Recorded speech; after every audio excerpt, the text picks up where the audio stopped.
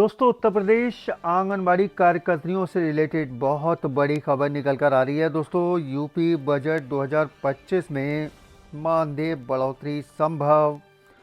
आंगनबाड़ी कार्यकर्ती कहती हैं कि भाई हमारे आंगनों में भी हो सहूलियतों का सवेरा, न्यूनतम मानदेय तय किया जाए, पीएफ और पेंशन मांग रही हमारी कार्यकर्ता। भाई काम नियमित कर्मी की तरह फिर दर्जा कर्मचारी का क्यों नहीं दिया जा रहा। बहुत बड़ी खबर आ रही है दोस्तों, आपको इसके बारे में डिटेल से बताऊंगा, लेकिन उससे पहले छोटी सी रिक्वेस्ट करूंगा, जानकारी पसंद आए वीडियो को लाइक करके शेयर करना, चैनल पर नए हैं तो चैनल को सब्सक्राइब करके बेल के आइकन को दबाकर ऑल पर सेट करना, ताकि इस तरह की हर लेटेस्ट अपडेट आपको हमेशा टाइम से मिलती रहे। और नीचे कमेंट बॉक्स में आके ज़रूर लिखिएगा आप उत्तर प्रदेश के किस जनपद से हैं, अपने जनपद का नाम लिखकर आगे ज़रूर लिखिएगा यूपी आंगनवाड़ी न्यूज़ टुडे, जिससे कि दोस्तों आगे इस तरह की अपडेट देने में मदद मिलेगी। दोस्तों, आपको पता होगा कि भाई हिंदुस्तान न्यूज़पेपर इस वक्त कर्मचारियों के मुद्दों को हाईलाइट कर रहा है। ठीक है, आपको पता है भाई बजट पेश किया जाना है कल। ठीक, और उस बजट में कर्मचारी मांग कर रहे हैं कि भाई हमारे मुद्दों को जगह दी जाए, हमारा मानदेय बढ़ाया जाए। इसी को लेकर आंगनबाड़ी कार्यकर्त्री भी मांग कर रही हैं कि भाई हमारे मानदेय जो है वो बहुत कम है, उस मानदेय को सम्मानजनक किया जाए, न्यूनतम मानदेय हमारी बहनों के लिए तय किया जाए।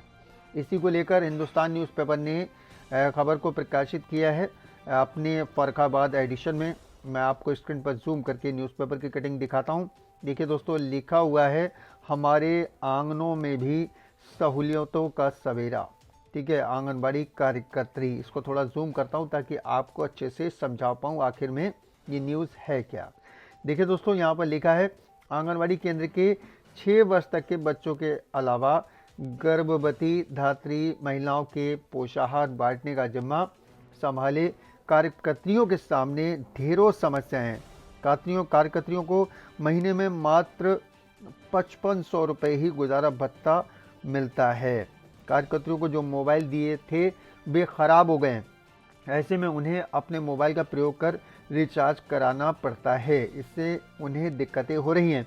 छोटे बच्चों को अक्षर ज्ञान कराने से लेकर विभिन्न कार्यों के लिए उन पर दबाव तो बढ़ रहा है, मगर अल्प मानदेय में ही उन्हें अपने परिवार का गुजर बसर करनी पड़ रही है। ऊपर से मोबाइल रिचार्ज का खर्च अब उनके लिए आसानी होता जा रहा है। यहाँ पर इन्होंने बड़ा बड़ा हाईलाइट भी कर रखा है, हमारे आंगनों में भी सहूलियतों का सवेरा। ठीक है, अब देखिए इसको और जूम करता हूँ। लिखा वर्ष 1975 से शुरू हुई भर्ती के साथ नौकरी करते करते उम्र पूरी कर चुकी कार्यकर्तियों की कोई सुनने वाला नहीं है। उनके सरकारी मोबाइल खराब हो चुके हैं, अब वे अपने मोबाइल से रिचार्ज कराकर काम कर रही हैं। कम मानदेय में रिचार्ज का खर्चा उन्हें और कष्ट दे रहा है। आपके अपने अखबार हिंदुस्तान से चर्चा के दौरान विद्या कहती हैं कि 3 साल पहले हम लोगों को मोबाइल दिए गए थे, उनमें कई लोगों के खराब हो गए हैं। निजी तौर पर रिचार्ज कराकर विभागीय सूचनाएं भरने से परेशान हैं। संगीता चतुर्वेदी कहने लगती हैं कि आंगनबाड़ी कार्यकर्तियों को इतना सब कुछ काम देने के बाद भी स्थायी नहीं किया जा रहा है। सरकार को चाहिए कि महत्वपूर्ण योजनाओं का जिम्मा संभाले कार्यकर्तियों को कम से कम 18 से 20 हजार रुपए मानदेय तो दें। आंगनबाड़ी कार्यकर्ती व सहायिका संघ की जिला अध्यक्ष प्रीति गुप्ता कहती हैं कि इतनी महंगाई में घर का गुजर बसर करना भी कम कठिन नहीं है। आरती कहती हैं कि शिशुओं को पढ़ाने के साथ बीएलओ ड्यूटी करते, घर घर जाकर बोर्ड बनवाने, गर्भवती महिलाओं का टीकाकरण करने का जिम्मा उन लोगों पर है, फिर भी उनकी जो उपेक्षा हो रही है उसका दर्द किससे कहा जाए। सविता सवाल उठाने लगती हैं कि आखिर कार्यकर्तियां और सहायिकाओं की इतनी अपेक्षा क्यों हो रही है। उमा चौहान कहती हैं कि पोषण ट्रैकर ऐप पर बच्चों के वजन, लंबाई, गृह भ्रमण सहित अन्य विवरण भरना होता है। मोबाइल काम न करने से पोषण ट्रैकर ऐप पर काम करना चुनौतीपूर्ण हो गया है। संतोष गुप्ता कहती हैं कि पोर्टल पर यदि विवरण अधूरा रह जाता है तो कार्यकर्तियों के साथ कार्रवाई तक की नौबत आती है। राधा कहती है आंगनबाड़ी कार्यकर्तियों को अल्प मानदेय में घरेलू खर्च चलाना मुश्किल है। नीलम कहती हैं कि मानदेय की मांग लंबे अरसे से की जा रही है, अर्चना दीक्षित कहती हैं कि कार्यकर्त्रियों और सहायिकाओं के प्रति संवेदनशील होने की जरूरत है। साधना कटियार कहती है कि 5-6 हजार रुपए में आज की महंगाई में कैसे काम चलेगा।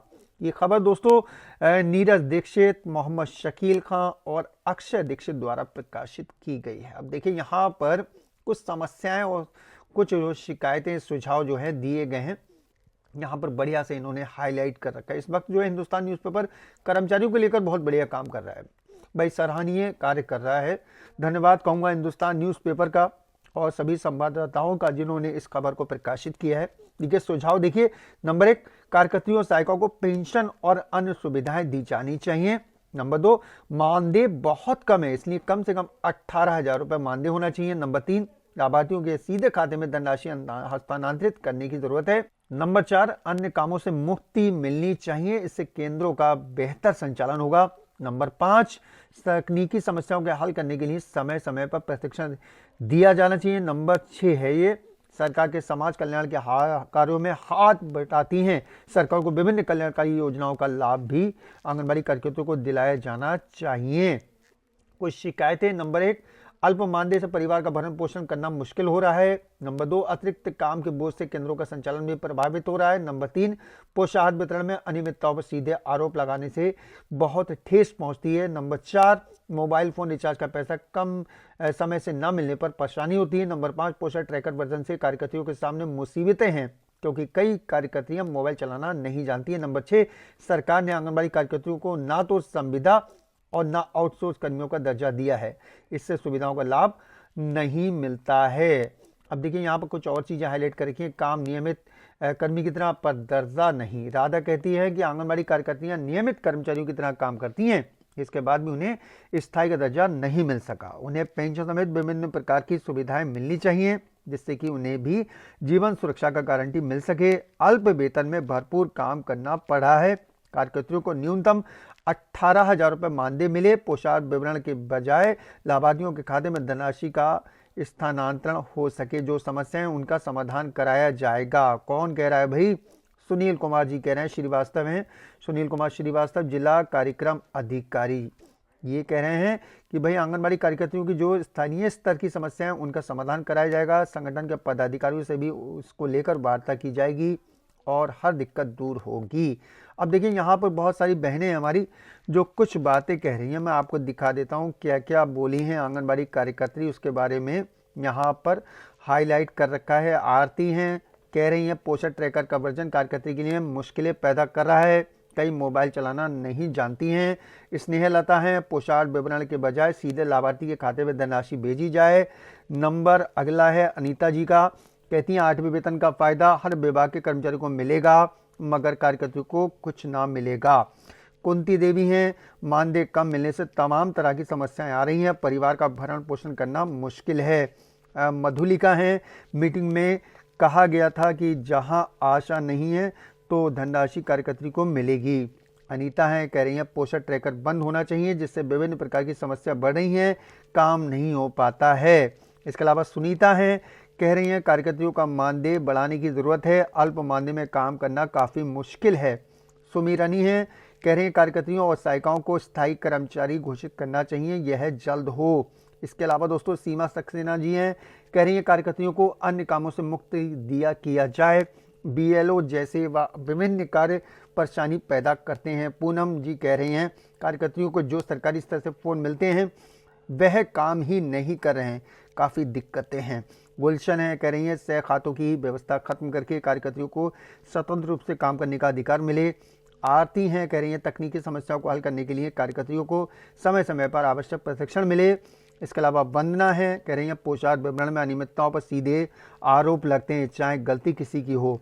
मालती हैं, कह रही हैं पोषण ट्रैकर की जो व्यवस्था है मोबाइल फ़ोन से संभव नहीं हो पा रहा है, इसका हल होना चाहिए। तो हमारी बहनों ने अलग अलग अपनी समस्याएं, अपनी मांगें रखी हैं और आपको पता है यूपी बजट पेश होने वाला है, शायद कल पेश होगा और उसमें प्रबल संभावना है कि भाई मुख्यमंत्री योगी आदित्यनाथ जी हमारी बहनों की जो परेशानी है न्यूनतम वेतन की वो दूर कर सकते हैं।